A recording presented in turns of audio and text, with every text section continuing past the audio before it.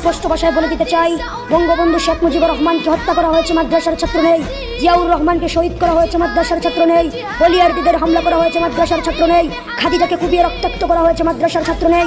ঐশীর মতো কুলাঙ্গার মেয়ে যে নিজ বাবা মাকে কুপিয়েছে, সেখানেও মাদ্রাসার ছাত্র নেই। সাগর রুনিকে গলা কেটে হত্যা করেছে, মাদ্রাসার ছাত্র নেই। প্রেসিডেন্ট এরশাদের রহস্যময় মৃত্যুর পিছনেও মাদ্রাসার ছাত্র নেই।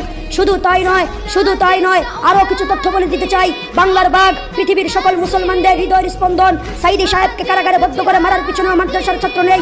সোনালী ব্যাংক চুরি হয়েছে, মাদ্রাসার ছাত্র নেই। রিজার্ভ ব্যাংক ডাকাতি হয়েছে, মাদ্রাসার ছাত্র নেই। হল মাফ কেলেঙ্কারি হয়েছে, মাদ্রাসার ছাত্র নেই। শেয়ার বাজারে দুর্নীতি হয়েছে, মাদ্রাসার ছাত্র নেই। ইউরোপ আমেরিকাতে অর্থ পাচার করে আজ দেশটাকে দেউলিয়া বানানো হচ্ছে, মাদ্রাসার ছাত্র নেই। কানাডাতে নিজের দেশের টাকা পাচার করে বেগমপাড়া বানানো হচ্ছে, মাদ্রাসার ছাত্র নেই।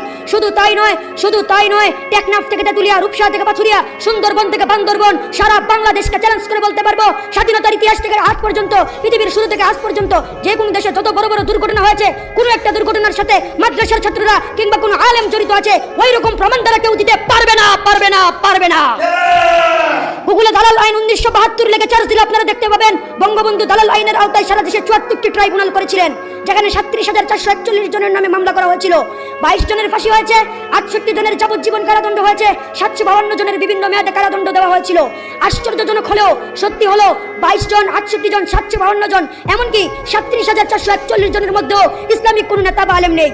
এটাই হচ্ছে ঐতিহাসিক সত্য, হিস্টোরিক্যাল ফ্যাক্ট। যারা এগুলো আবিষ্কার করে তারা হয়তো মিথ্যা বলছে, যা মুনাফিকের প্রথম লক্ষণ। আর না হয় তারা ঐতিহাসিক সত্য, হিস্টোরিক্যাল ফ্যাক্ট জানে না। আসলে আমরা এগুলো করে লাভ কি? দুনিয়াতে চিরদিন থাকবো না, দুনিয়া চিরদিনের নয়। মৃত্যুর কতদিন পর মানুষের কি হবে?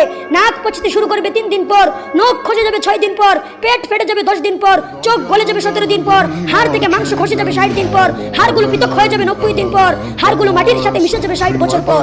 সুতরাং আমি মনে করি আলেম উলামাদেরকে এভাবে গালি দেওয়া, আলেম উলামাদেরকে দেখতে না পারা, নবীর ওয়ারিসদেরকে সমাজ থেকে বের করে দেওয়া, এটা কোনো মুসলমানদের বৈশিষ্ট্য নয়। আমরা যেন আলেম উলামাদেরকে শ্রদ্ধা করে, আলেম উলামাদেরকে সম্মান করে